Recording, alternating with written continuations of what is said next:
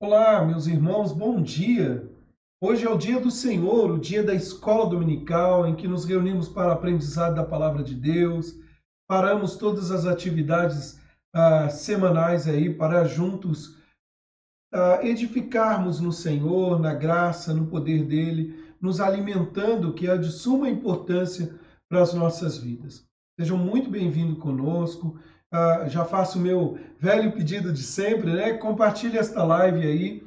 Quero dizer também que nós estamos no YouTube. Se você quiser participar, você que está participando no YouTube, seja muito bem-vindo também. Que Deus abençoe sua vida. Compartilhe esta live para que mais e mais pessoas tenham o privilégio que você está tendo do aprendizado da palavra de Deus. É sempre muito bom poder estar juntos aí, falando um pouquinho mais, reunidos em nosso crescimento espiritual. Coloque aí também nos comentários, dá um bom dia, um oi aí para que saibamos que você está aí conosco, ou abra uma sala de vídeo. Faça isso, né? Vamos juntos caminhar no aprendizado da palavra de Deus, vamos juntos crescer mais e mais na graça e no conhecimento do Senhor. E nós vamos começar com uma oração, com a nossa devocional nessa manhã de domingo e já entrando também na nossa aula, né, na escola bíblica para os adultos e jovens. Vamos orar? Feche seus olhos, abaixe sua cabeça. Sem mais delongas, vamos começar a nossa escola dominical. Senhor Deus, muito obrigado, ó Pai, por este dia. Obrigado, Senhor, pelo privilégio que temos diante a Tua palavra, conhecermos mais o Senhor e caminhar contigo e viver para a Tua glória. Deus Santo, Deus Todo-Poderoso, quero te pedir, ó Deus, que abençoe meus irmãos e que neste momento o Senhor fale aos nossos corações. Obrigado, ó Deus, por este lindo dia que o Senhor nos presenteou. Mas este dia é teu, é o dia do Senhor. Ajuda-nos a guardar de forma consciente para termos mais e mais comunhão com o Rei dos Reis e Senhor dos Senhores que se faz presente aqui. Nós oramos em nome do Senhor Jesus Cristo. Amém, Deus. Muito bem, meus amados irmãos, nós vamos começar com a palavra de Deus, a nossa devocional nessa manhã. E para nossa edificação, nós vamos ler apenas um versículo que está lá no Salmo 34, o versículo 18, Salmo de número 34, versículo 18. E o tema proposto para nós, eu até transcrevi aqui ó, o texto bíblico, é um coração quebrantado, uma vida com Deus. Você tem vida com Deus? Você tem caminhado com Deus? O Salmo 34, versículo 18, nos diz assim: perto está o Senhor dos que têm o coração quebrantado e salva os de espírito oprimido. Perto está o Senhor dos que têm o coração quebrantado e salva os que têm o espírito oprimido. Sabe, queridos, a palavra quebrantado aqui, apresentada no nosso texto, traduz a palavra bíblica contrição. É traduzida pela palavra bíblica contrição. E essa palavra sugere algo que foi esmagado em minúsculos pedaços, foi moído, trabalhado, tal como uma rocha, né, que depois de ser muito batida ali, ela se tornou como que um pó fino. Uma comentarista chamada Nancy DeMoss, ela diz o seguinte: quebrantamento consiste em três coisas. Quais são? Quebrantamento é o rompimento de nossa vontade, de nossa vontade pessoal e de total rendição à vontade de Deus. Quebrantamento é abrir mão da autoconfiança e da independência de Deus. E quebrantamento é o amolecimento do solo do nosso coração para que a palavra de Deus penetre e lance suas raízes.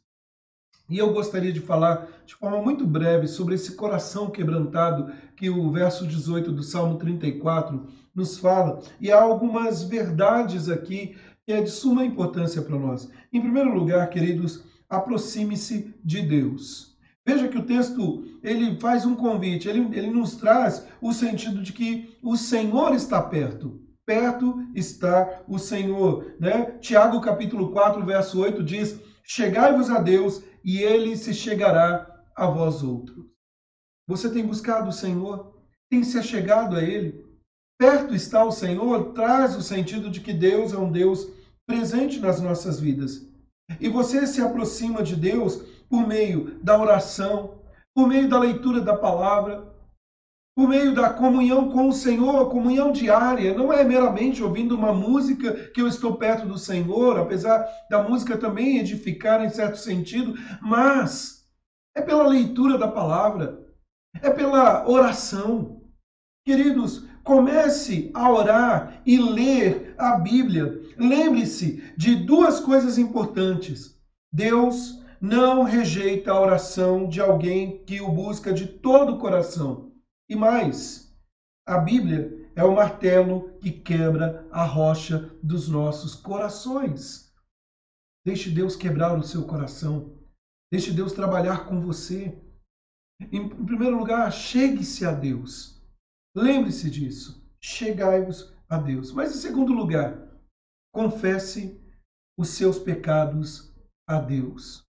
Confesse os seus pecados a Deus. Quando nos aproximamos de Deus, em primeiro, nós reconhecemos a sua grandeza. Ele é um Deus santo, todo-poderoso. Mas em segundo lugar, nós vemos a nossa pequenez. Nós nos achegamos a Deus por meio da oração, por meio da meditação bíblica, e nós começamos a enxergar o quanto nós somos falhos, o quanto nós somos pecadores. E essa foi a experiência do profeta Isaías, lá em Isaías capítulo 6, quando ele diz: ai de mim, porque eu sou pecador e eu vi a glória do Senhor. Você tem reconhecido seus pecados? Você tem clamado ao Senhor: Senhor, molda-me, usa-me segundo a tua vontade. Sabe, queridos, é impossível para alguém viver na presença de Deus sem sentir a necessidade de santificação e purificação dos seus pecados. Confesse os seus pecados a Deus e Ele o perdoará. Mas em terceiro e último lugar, além de chegar a Deus, de buscar a Deus, porque Ele está perto de nós, como o texto bíblico diz, buscai o Senhor enquanto se pode achar. Também nos arrependermos, ou seja, a reconhecimento da grandeza dele e da nossa pequenez. Em terceiro lugar, tome atitudes de obediência a Deus. Tome atitudes de obediência a Deus. John Maxwell diz que atitude é um sentimento interior que se expressa pelo comportamento exterior. É a capacidade de transformar pensamentos em ações. É ser ouvinte e praticante da palavra. Sabe, queridos, nós precisamos começar a fazer tudo o que Deus deseja das nossas vidas. Esta é a vontade do Senhor, a nossa santificação. Vivamos em santificação, em obediência a Deus, a sua palavra. Nós precisamos o tempo todo entender que o quebrantamento começa com a rendição da sua vontade.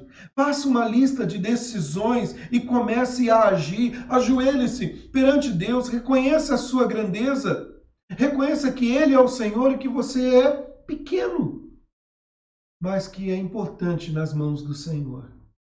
Eu gostaria então de terminar com uma canção. Gostaria que você nessa manhã meditasse na letra desta canção, que faz parte de uma cantata que no passado o coral apresentou, a cantata Experiência com Deus, mas é um convite a nos achegarmos a Deus, a buscarmos o Senhor. E logo em seguida nós vamos orar. Como está a sua relação com Deus? Você tem andado com o Senhor? Você tem buscado a Deus não só nesse momento em que fazemos aqui as gravações, a live, não só em alguns instantes. Você tem buscado a Deus o tempo todo, tem reconhecido que você é pecador, falho. Você tem obedecido a palavra do Senhor? Ou você faz a seleção de algumas coisas? Vamos ouvir essa canção? E que Deus sonde o seu coração neste momento.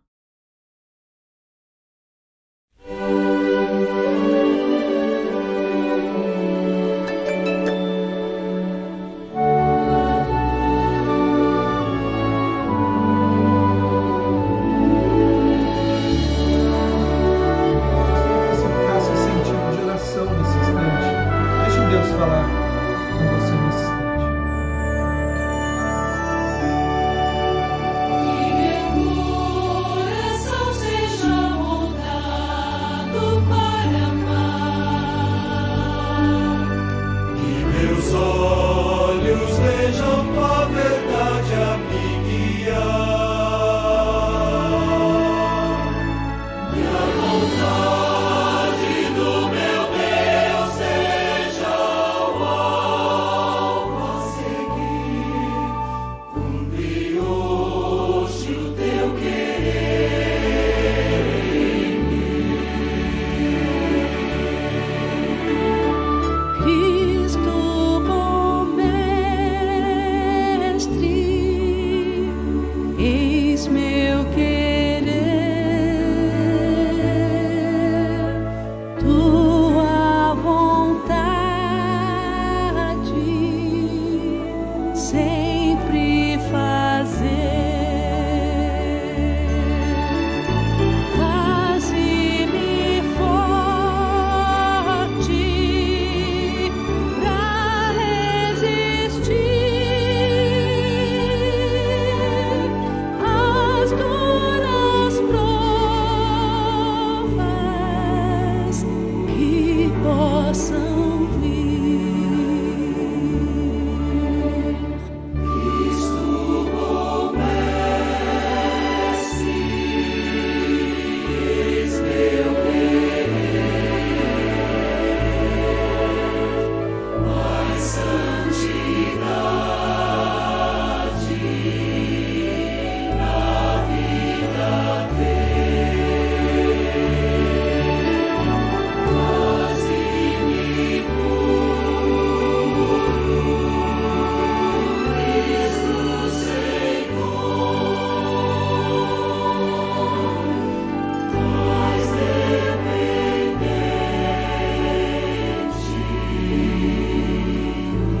do teu favor.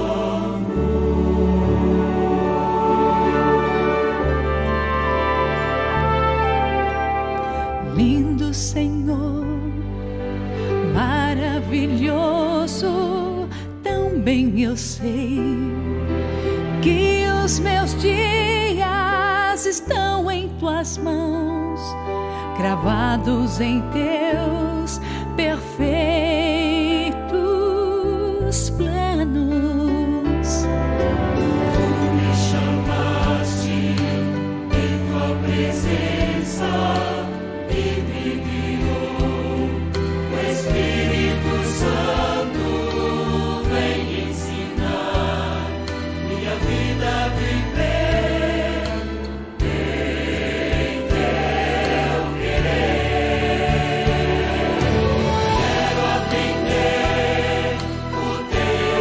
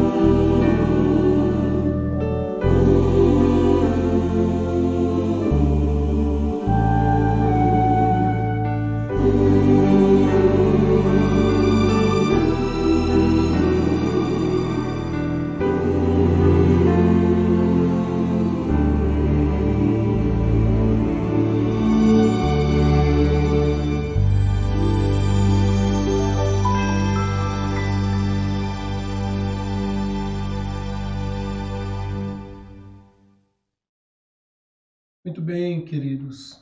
Esse seja o nosso desejo. Quebra-me, molda-me, usa-me, transforma-me. Minha vida dou nas mãos do oleiro. É o oleiro, é o Senhor que molda a nossa vida. E Ele quer que tenhamos um coração quebrantado, um coração que se achega diante dEle, com contrição, em obediência à Sua palavra. Vamos orar. Vamos orar também pela nossa aula nessa manhã. Feche seus olhos, abaixe sua cabeça. Quero orar por você. Quero orar pela minha vida. Senhor Deus, nós estamos aqui, Senhor, diante de Ti, com o desejo de ser moldados por Ti. Com o desejo, ó Pai, de dia a dia sermos mais e mais parecidos com Teu Filho Jesus. Ó Deus, quantas e quantas vezes o desejo da nossa autonomia, de fazer as nossas vontades, tem prevalecido. Mas, ó Deus, quebranta o nosso coração. Ajuda-nos, ó Deus, a buscar a Ti dia após dia, moldados pelo Espírito Santo, levados pelo Espírito, para que possamos, ó Deus, de fato, buscar o Senhor. Em arrependimento de vida, em quebrantamento de coração, nos achegarmos e termos um coração disposto a obedecer a Ti. É certo que perto está o Senhor. E é por isso que nós nos achegamos diante de Ti, ó Deus, clamando pelo Teu poder, pela Tua graça. Clamamos também, ó Pai, que nesse estudo desta manhã, o Senhor nos alimente a fé e nos ajude a não apenas sermos ouvintes, mas praticantes e vivenciarmos estas verdades para o nosso dia a dia. Nós oramos no nome do Senhor Jesus Cristo. Amém, Deus. Muito bem, meus irmãos, vamos começar então nossa aula. Nós temos a nossa série Eu Creio, e nesta série nosso objetivo é tratar de alguns temas teológicos, alguns temas da nossa doutrina, daquilo que cremos, né? E não apenas falar o que os outros estão falando, mas falar aquilo que sabemos, que conhecemos, né? Eu creio. E, de fato, como eu tenho dito já há algumas semanas, né? Falar até o papagaio fala e às vezes não sabe o que está falando. Mas o Filho de Deus, ele dá a razão da sua fé, como o apóstolo Paulo diz, todos nós devemos dar razão da nossa fé, o apóstolo Pedro. E nós precisamos então afirmar aquilo que cremos. Bom, nós já temos caminhado ao longo dessa série, falando sobre o conhecimento de Deus, a existência de Deus, e agora chegamos nessa parte onde nós estamos falando um pouco das doutrinas da graça, a soberania e o amor de Deus, a soberania e o amor de Deus. Bom, queridos, apenas para dar uma pincelada introdutória aí no nosso assunto, algo que nós já começamos há algumas semanas nessa temática do estudo 4, as doutrinas da graça, é importante afirmar o seguinte: a reforma protestante do século XVI, ela é marcada por um genuíno avivamento da doutrina cristã, bíblica, um retorno às escrituras em face a rejeição à heresia presente na época, a heresia romana tão presente, e a grande ênfase que podemos destacar da reforma protestante era a glória de Deus, a eleição com base na soberania de Deus, a salvação dos pecadores pela graça e também a fé em Cristo como um presente, como dom de Deus, e sendo a única coisa necessária para salvação. Bom, a reforma protestante foi caracterizada por sua rejeição à ideia da autonomia do livre-arbítrio.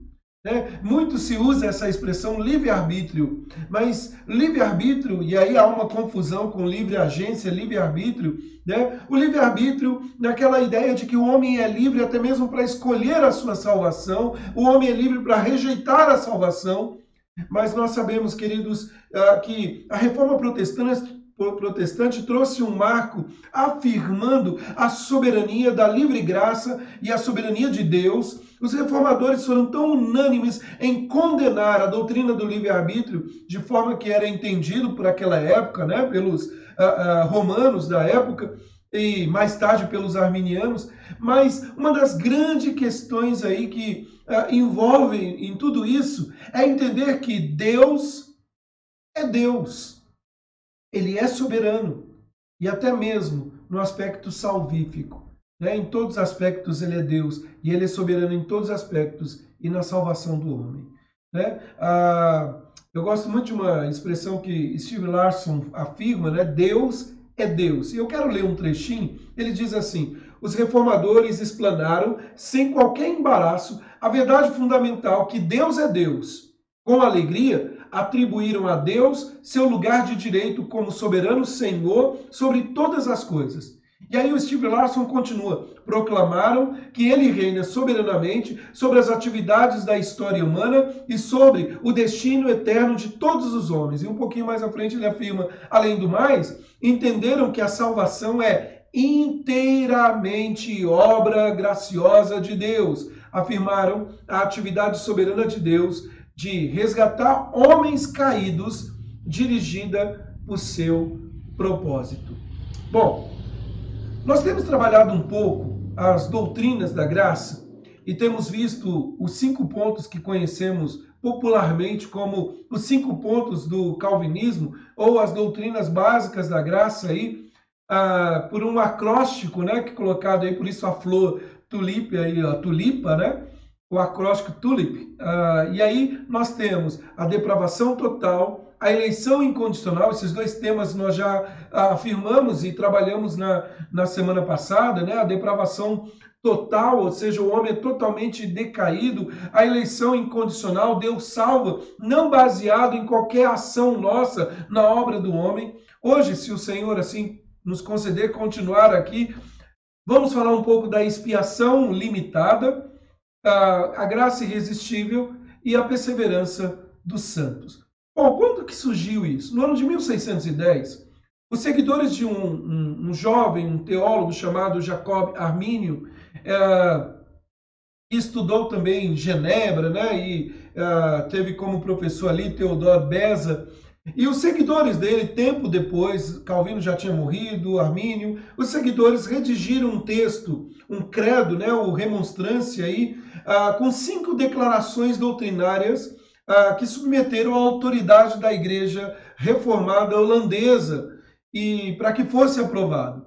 E nesses 5 aspectos aí, esse credo com 5 declarações, é interessante porque eles trabalharam muito a questão da autonomia do homem, da liberdade do homem, apenas só rapidamente fazendo menção, ainda que a queda tenha afetado o homem, não deixou o homem num estado de total depravação. Depois eles falam, a eleição está baseada na presciência que Deus tem daqueles que vão responder ao evangelho, né? Deus espera primeiro que o homem responda. Depois, Cristo morreu por todas as pessoas no mesmo sentido, ou seja, com a intenção de dar oportunidade para todos. Né? E a gente vai ver hoje que a expiação é limitada. Depois, eles afirmam, como Deus deseja que cada pessoa seja salva, então o ser humano é livre para rejeitar a graça divina. Aí eles afirmam ainda também, mesmo que tenham recebido de Cristo como Salvador, o ser humano ainda pode perder a salvação e apostatar da fé. Bom, a resposta veio, então isso foi no ano de 1610, a resposta veio entre os anos de 1618 a 1619, no que conhecemos como Sínodo de Dort. E aí nesse sínodo, realizado entre as igrejas reformadas da Holanda, lá em todo o continente europeu, então eles fizeram 5 preposições ou proposições respondendo a esse remonstrance, a esse documento que por eles foram considerados dos arminianos como rejeitados pelas escrituras. Não há uma base bíblica consistente para se afirmar o que eles estavam afirmando na remonstrância ali, né, naquele documento, aqueles 5 credos. E aí nós temos o que é conhecido como os cânones de Dort, ou esses 5 pontos que são as respostas dadas ao documento deles. Bom, chegamos então falando um pouquinho dessas doutrinas da graça. Por que da graça? Porque nós estamos falando do aspecto da salvação, nós estamos falando da graça de Deus, da eleição, da escolha dele. Eu tenho dito ao longo dessa nossa exposição que não é um assunto fácil, porque muitas vezes nós somos confrontados. Como pode? Eu não posso escolher a minha salvação. Não, é tudo por Deus. Sim, é tudo por Deus. Deus é Deus. E eu quero então, começando, queridos, falando nessa manhã sobre a expiação limitada. Há bastante coisa para a gente tratar. E como eu tenho feito, né? Além das afirmações, aos textos bíblicos. Eu não tenho simplesmente falado algo que da minha cabeça. Não, é aquilo que a Bíblia diz.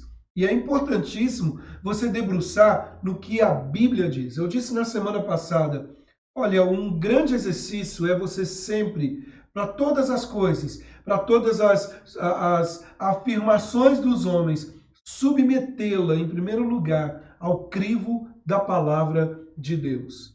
Isso muda radicalmente a nossa postura. Porque dizer eu creio não é dizer eu acho, é dizer eu creio que a Bíblia diz que eu devo crer. E a partir disso, caminhar.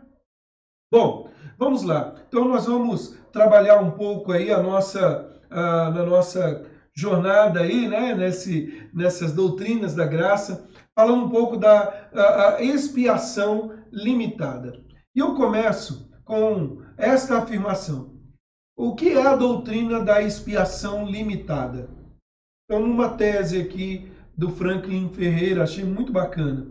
Cristo morreu no lugar dos eleitos de tal maneira que realmente pagou o preço do pecado deles, libertou-os da penalidade do pecado e garantiu a sua salvação. É muito interessante, só dar uma pausa aqui nessa primeira afirmação, que nós não temos dúvida disso, que Cristo pagou o preço pelos pecadores, que Cristo nos libertou da penalidade do pecado, que Ele garantiu a sua salvação. Mas aí, continuando, Ele não proporcionou uma salvação hipotética, ou seja, não ofereceu apenas a oportunidade de salvação, que precisaria ser realizada pela realização de uma boa obra do pecador, ou seja, é Cristo e mais alguma coisa, mas uma salvação real que garantiu para sempre a salvação dos eleitos.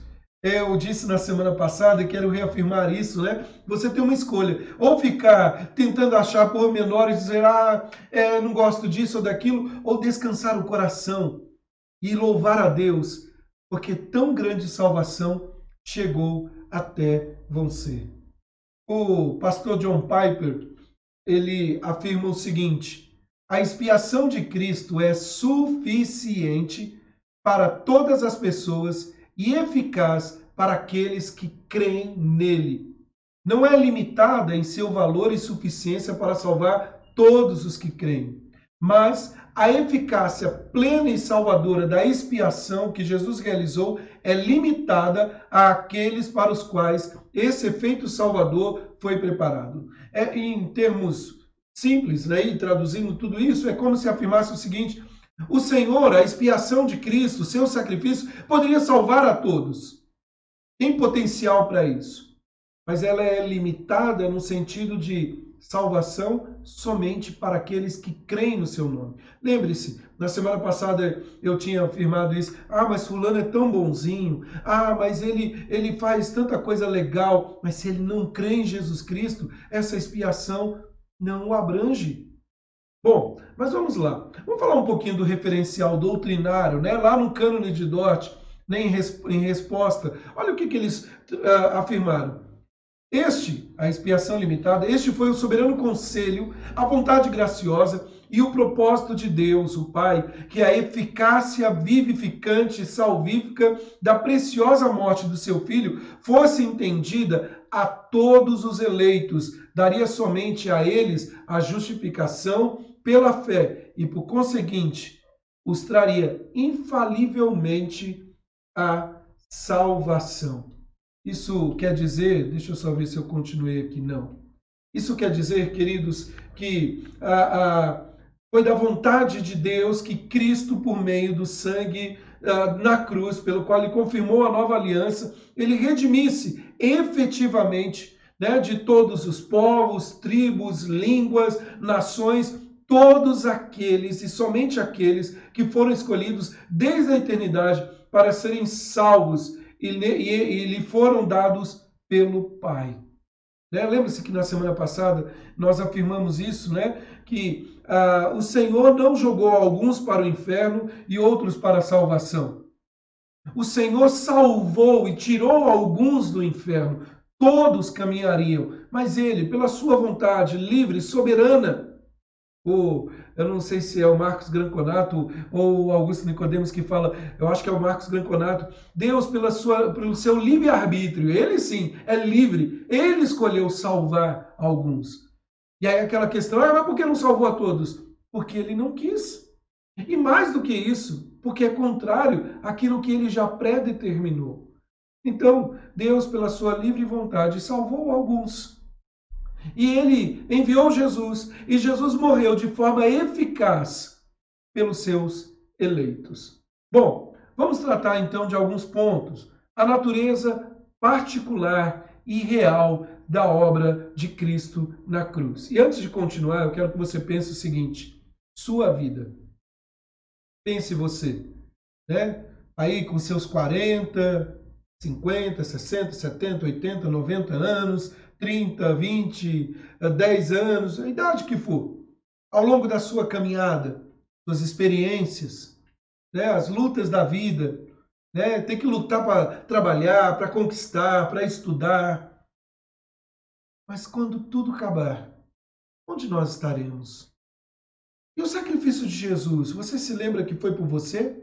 Que há um nome certo ali por você? Então nós vamos falar um pouquinho da natureza particular e real da obra de Cristo na cruz. E eu começo, queridos, com esta afirmação: Deus é não só supremamente misericordioso, mas também supremamente justo.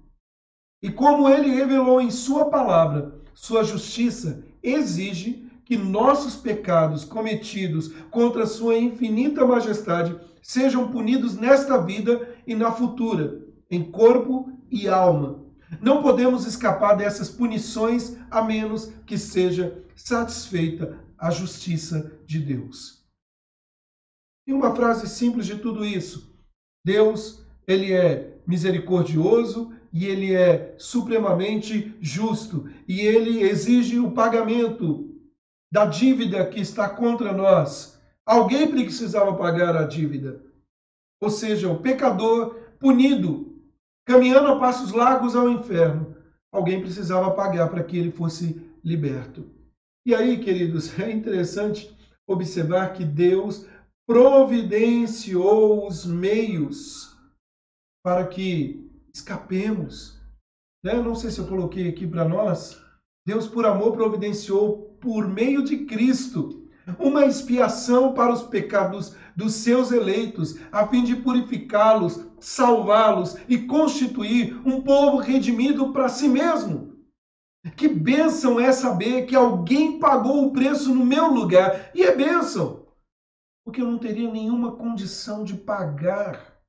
Mas eu sou bonzinho, eu não matei ninguém, eu não roubo, eu não teria condição nenhuma. Somente Cristo fez isso. E ele trouxe salvação para mim e para você. Que bênção poder começar o dia de hoje, o dia do Senhor, nesta certeza. Eu tenho afirmado muito isso. Nós temos nos desviado do foco. Nós estamos tão preocupados nas coisas dessa terra, como o coronavírus que está aí e é preocupante, ou se vamos permanecer firmes no emprego, ou se o partido A ou B vai ser opressor e vai fazer isso ou aquilo, que nós estamos nos esquecendo do destino eterno. Porque quando nós morrermos, quando partirmos daqui, olha, queridos, nem mesmo uma moeda de 1 centavo nós levaremos nos bolsos. Nós não podemos fazer nada. Cristo fez tudo por nós. E aí, quando partirmos daqui, vamos poder ouvir da boca daquele que se entregou, do próprio Cristo: vinde benditos do meu Pai, entrai no gozo da salvação que veio através de Jesus Cristo. Mas onde está na Bíblia isso? Onde está na Bíblia que Deus providenciou os meios para a expiação dos nossos pecados? Eu coloquei para nós alguns textos. Hoje tem bastante texto aqui Romanos capítulo 3, verso 23 a 26 diz assim: pois todos pecaram e carecem da glória de Deus, sendo justificados gratuitamente por sua graça mediante a redenção que há em Cristo Jesus.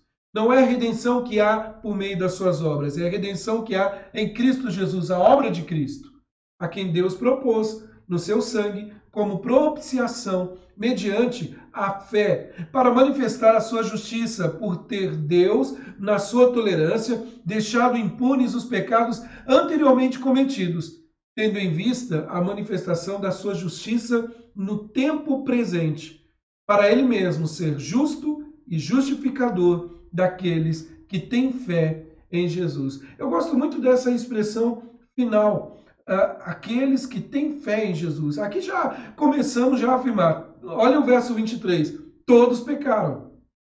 Mas veja que ele não termina dizendo ser justo e justificador de todos que pecaram, mas de todos aqueles que têm fé em Jesus. Então, em primeiro lugar, queridos, logo de início, nós precisamos entender a real natureza da justificação de Cristo, ou da justificação de Deus através de Jesus Cristo, a justificação dos nossos pecados. Queridos, vamos falar um pouquinho, afunilando um pouco mais, como que se dá essa obra de expiação. Em primeiro lugar, a particular extensão da obra de Cristo na cruz. Pela doutrina da expiação limitada, ou a expiação particular, afirma-se que Cristo morreu pelos pecados não de todos os homens, mas somente dos eleitos de Deus, daqueles que Deus escolheu, garantindo exclusivamente para estes a salvação. Eu ia falar algo, mas eu vou esperar um pouquinho, deixa o momento certo. Olha o que a Bíblia diz. João 10, verso 14 e 15, verso 26 e 28.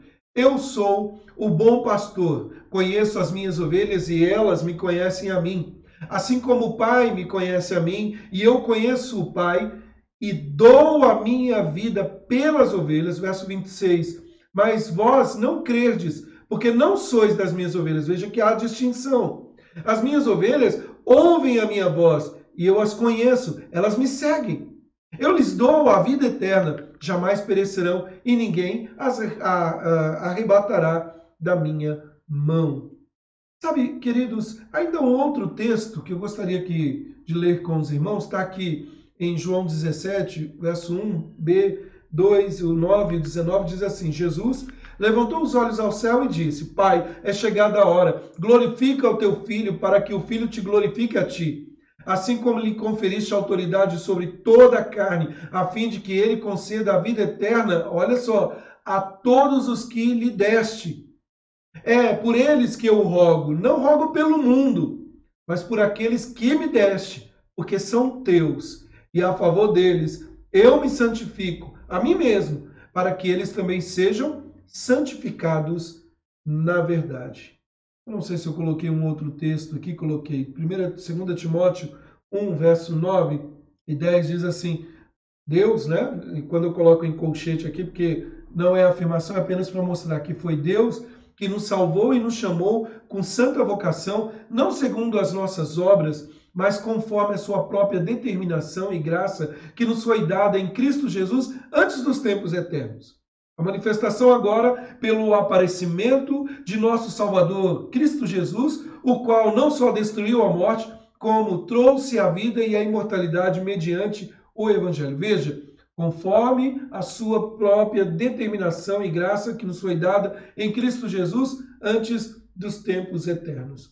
Ainda se você quiser conferir, você pode ler o texto de Romanos 8, o verso 29 a 34, porque ele afirma: portanto, aos que de antemão conheceu e os predestinou, a estes chamou, os eleitos de Deus, ele os escolheu e morreu por estes, para salvar estes pecadores. Então, a primeira coisa que nós afirmamos é essa. Ele não morreu, eu vou voltar só um pouquinho no nosso texto aqui, ele não morreu pelo pecado de todos, mas ele se entregou, né, à expiação, garantindo exclusivamente a salvação dos eleitos de Deus. Não foi para todos os homens, mas somente dos eleitos de Deus. E as afirmações bíblicas estão aí. Mas aí surge uma pergunta. E a pergunta é essa: E quanto aos textos bíblicos que sugerem que a obra da expiação é para o mundo todo, para todos sem exceção. Você já viu a afirmação de alguém que disse assim, eu quero fazer uma festa de aniversário e vou convidar todo mundo. Você já deve ter escutado afirmações assim, ou então, olha, todo mundo está convidado para participar do meu aniversário ou de alguma coisa. E aí a pergunta é o mundo inteiro? Todo mundo, de todos os países, de todas as raças, povos, de nações espalhado pelo mundo inteiro, 7 bilhões, quase 8 bilhões de pessoas aí dentro da sua casa? Eu estou fazendo essa brincadeira só para mostrar que às vezes a gente segue alguns textos e quer levar uma certa literalidade, quando na verdade o que nós devemos olhar é o sentido dele. Eu transcrevi para nós alguns textos aqui, né? Melhor dizendo, eu acho que eu nem transcrevi, né? Só afirmando. Quando Paulo disse que Deus deseja que todos os homens sejam salvos, 1 Timóteo 2,4, e que Cristo se entregou em resgate por todos, 1 Timóteo 2,6, ele não estava ensinando que a expiação é geral, e muito menos que todos os homens serão salvos. Pastor, então o que Paulo estava querendo dizer?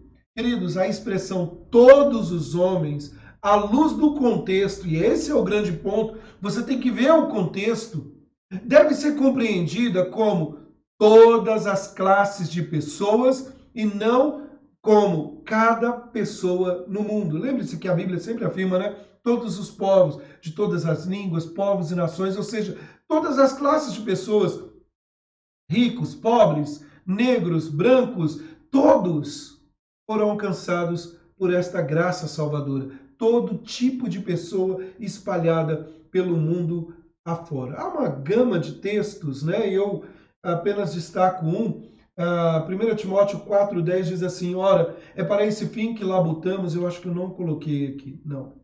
Ora, é para esse fim que labutamos e nos esforçamos sobremodo, porquanto temos posto a nossa esperança no Deus vivo, Salvador de todos os homens. E aí ele diz, especialmente dos fiéis, né? Da mesma forma que 1 Timóteo 4,10, Paulo não estava ensinando a expiação geral, pelo contrário, ele indicou que a salvação alcança especialmente os fiéis dentre todos os homens aos quais a graça é oferecida, né? Essa graça que vem dos céus. Então, a expiação, ela não é geral. A expiação não é uma expiação a todos. A expiação, a obra de Cristo na cruz, ela é limitada somente àqueles a quem o Senhor escolheu. E um segundo aspecto que nós devemos tratar... Opa, deixa eu só ver que eu acho que eu pulei aqui. Um segundo aspecto que nós devemos tratar é uma obra real e verdadeiramente consumada. Então perceba que a expiação ela é limitada e ela é uma obra concluída, ela é uma obra consumada. E aí alguém pode perguntar o seguinte, por que não devemos entender de outra forma? Qual o problema em afirmar que Cristo morreu por todos os pecadores e não somente pelos eleitos? Qual o problema disso? E eu afirmo o seguinte, queridos, a expiação é obra de Cristo na cruz, pelo qual ele cancelou a dívida dos pecados e satisfez a ira santa de Deus contra os pecadores, garantindo infalível e definitivamente para eles todos os benefícios da salvação. É uma coisa que... Perdão, minha garganta está ruim aqui.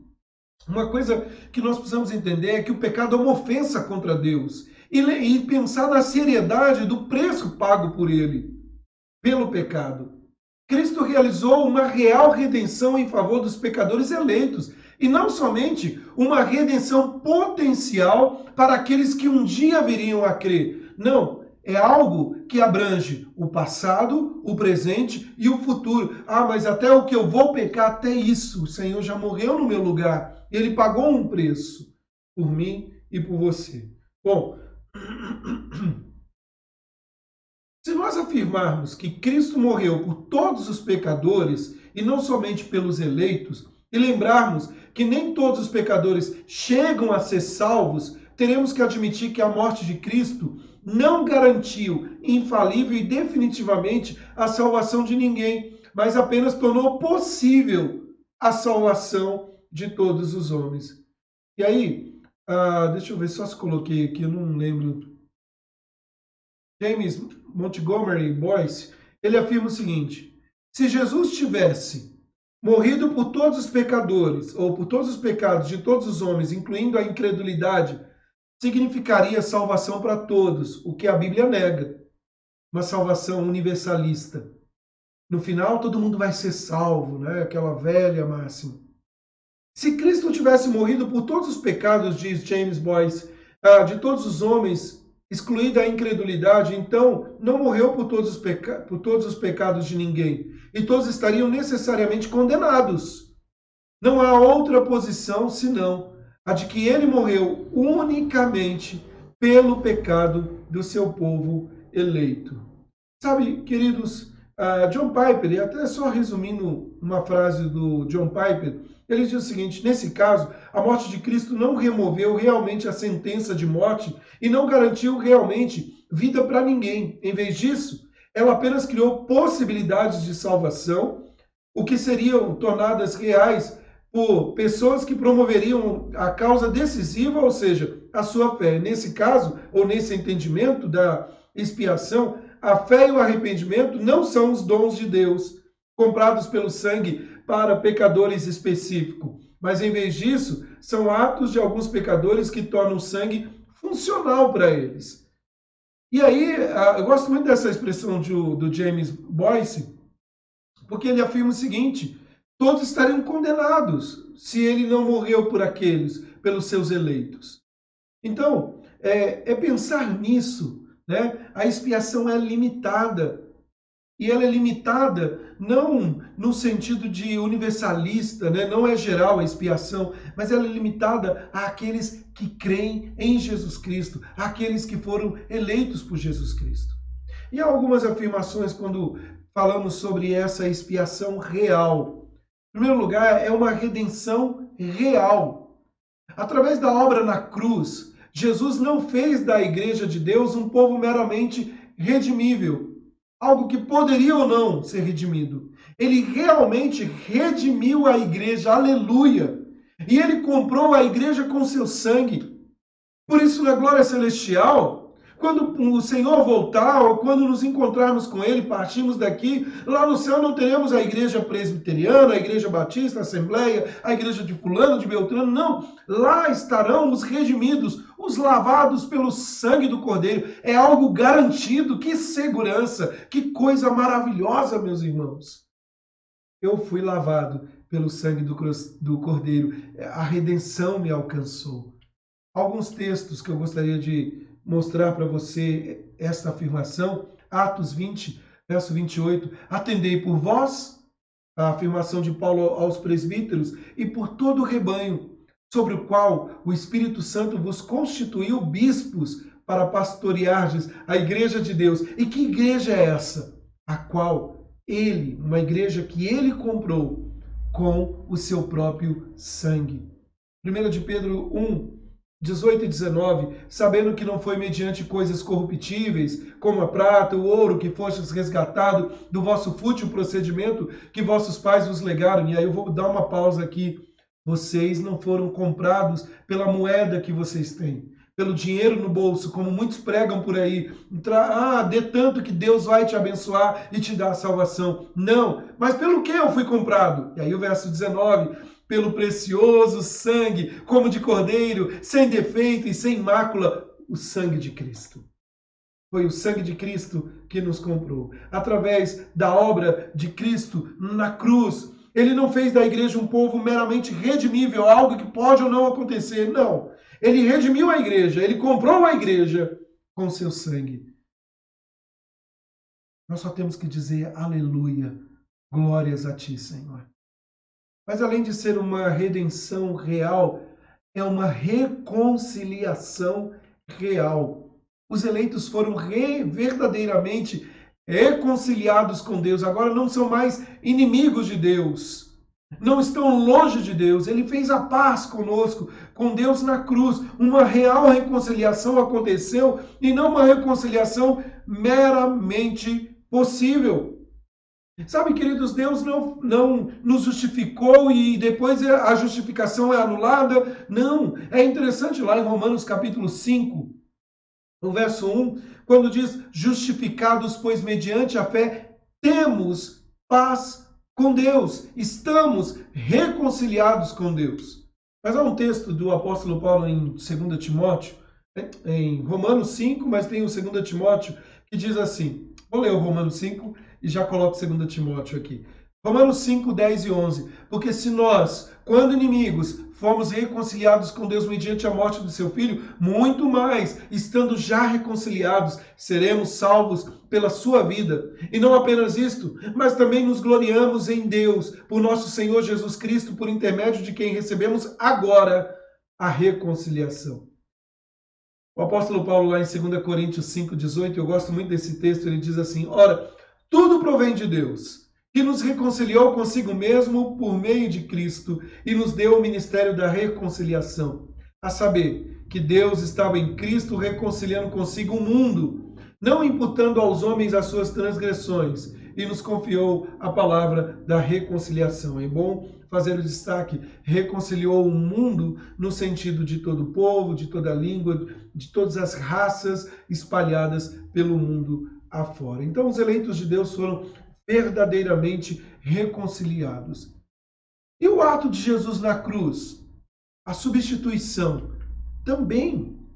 A substituição de Cristo na cruz foi real. Na cruz, Jesus real e verdadeiramente pagou o preço, os débitos dos eleitos e comprou para eles o perdão. A dívida foi paga. Aleluia! Você não precisa pagar nada. Você não precisa fazer promessa para ser salvo. Você não precisa ser o homem bonzinho para ser salvo. Não! Uma vez salvos, nossos atos são de bondade, moldados por Deus, e ainda pecadores, e ainda fica estranho, né? Mas ainda que pecadores, somos salvos. E devemos dar mostras disso, porque um dia Cristo se entregou na cruz em nosso lugar. Olha só o texto bíblico de Colossenses, capítulo 2, verso 13 e o verso 14, a parte C do verso 13. E a vós outros, que estáveis mortos pelas vossas transgressões, vos deu vida juntamente com ele, perdoando todos os nossos delitos. Agora olha que palavra: tendo cancelado o escrito da dívida que era contra nós e que constava de ordenanças, o qual nos era prejudicial, removeu inteiramente, encravando na cruz. Quando Satanás, o acusador, vem apontar o dedo, dizendo que não merecemos, que somos pecadores, que a salvação não é possível, nós devemos nos lembrar: é possível sim. Não só é possível, ela é real, porque alguém pagou o preço e a dívida foi cancelada. Que bênção, irmãos! Que bênção! Não há alguém que possa querer nos cobrar, porque a dívida foi paga. Mas, ainda falando desse aspecto todo, a justificação. Sabe, queridos, no Éden, Adão foi o cabeça representativo de toda a raça humana. Em Adão, todos pecaram. Por sua desobediência, trouxe o pecado e a morte a todos. Mas em Cristo, Cristo, por sua vez, é o representante de outra raça. Uma raça de pessoas, uma raça eleita. Um povo de propriedade exclusiva de Deus. Na cruz, Cristo justificou os pecadores eleitos. Não, na cruz, Cristo não estava ali de braços abertos pelo mundo inteiro, no sentido de uma salvação universalista, não. Ele estava de braços abertos, justificando os que Deus o enviou, os eleitos. Se Cristo tivesse morrido por toda a raça humana, todos teriam sido justificados e teríamos que aceitar que no final toda a humanidade será salva. E aí, se você quiser pensar no universalismo, pense nas piores pessoas, que fazem grandes males. Se Deus quiser salvar, é Ele que vai salvar. Mas pense você, por exemplo, no Hitler, e dizer: ah não, ele foi salvo. Ou outros homens que fizeram tantos malefícios, e dão mostras do mal no coração de forma tão real. Mas aqueles a quem o Senhor salvou, não pelos seus atos de bondade, porque nós somos depravados, pecadores, não há um justo sequer, mas o Senhor nos escolheu e nos justificou.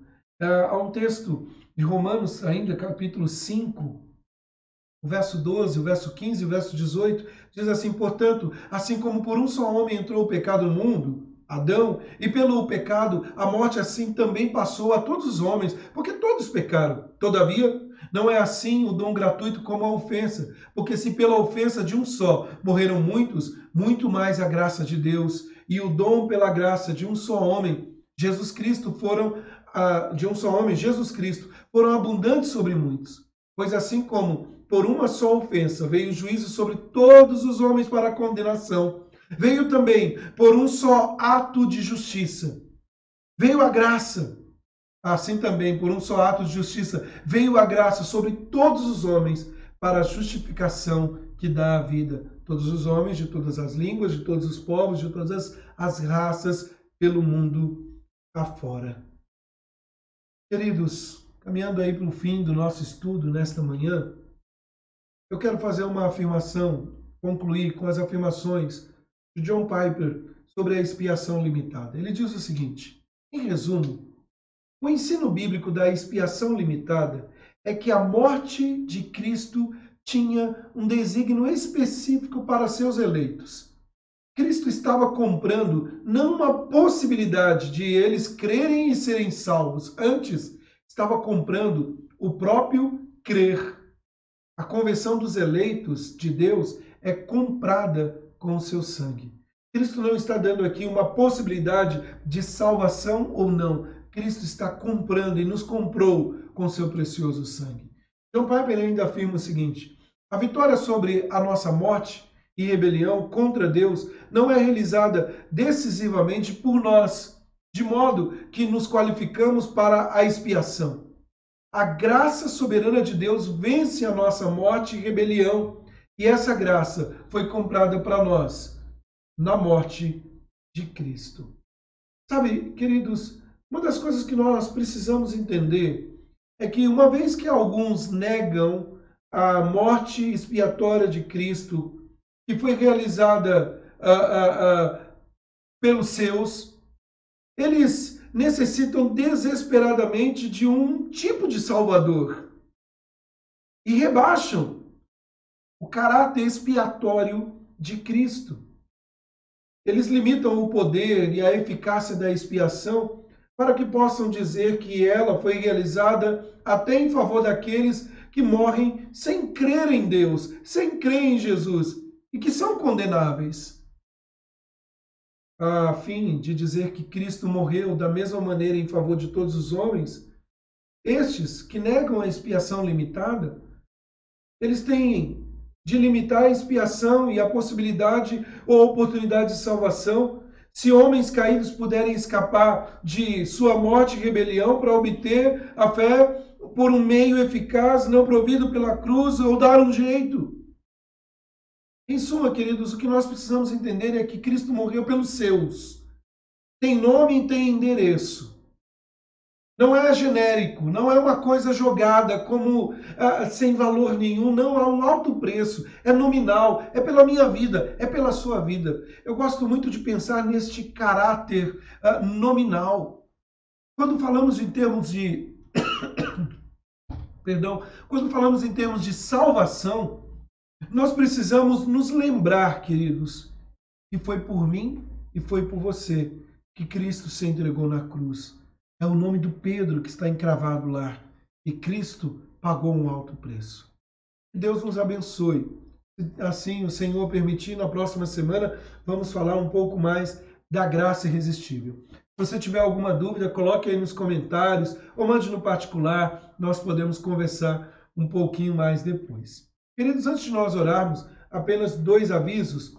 No dia 28, esta semana, às 19h30, pela TV Câmara da nossa cidade ou no endereço que aparece aí para você, neste cartaz, nós teremos uma live com o promotor da Vara da Infância e da Juventude, Dr. Carlos, que é o nosso irmão em Cristo, foi membro da nossa igreja por um tempo, hoje morando em Araraquara. e ele mandou para mim esse comunicado, eu estou transmitindo aos irmãos. Ele vai fazer uma live falando um pouco sobre apadrinhamento afetivo. É uma iniciativa, né, da Vara da Infância e da Juventude, onde você pode apoiar.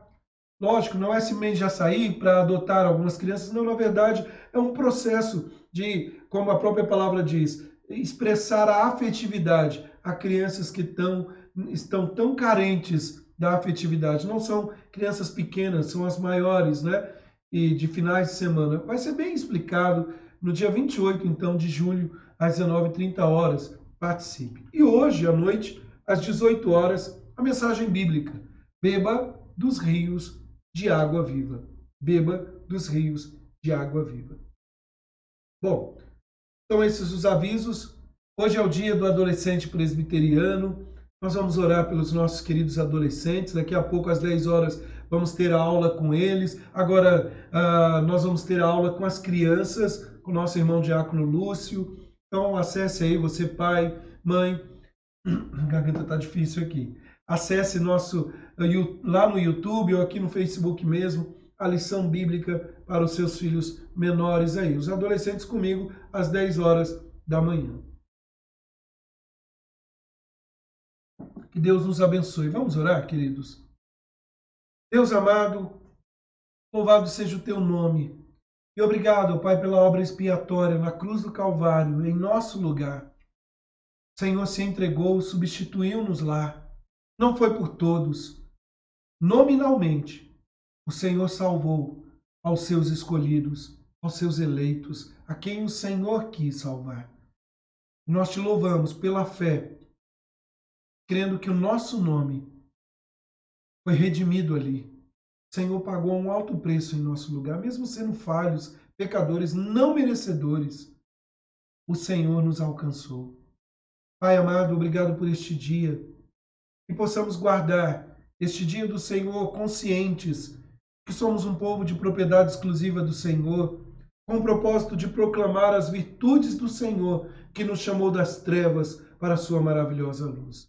Logo mais à noite, possamos cultuar a Ti e receber mais instrução da Tua palavra. Abençoe nossas crianças, abençoe nossos adolescentes, jovens, mas principalmente os nossos adolescentes, pelo dia do adolescente, que o Senhor os abençoe, ó Deus.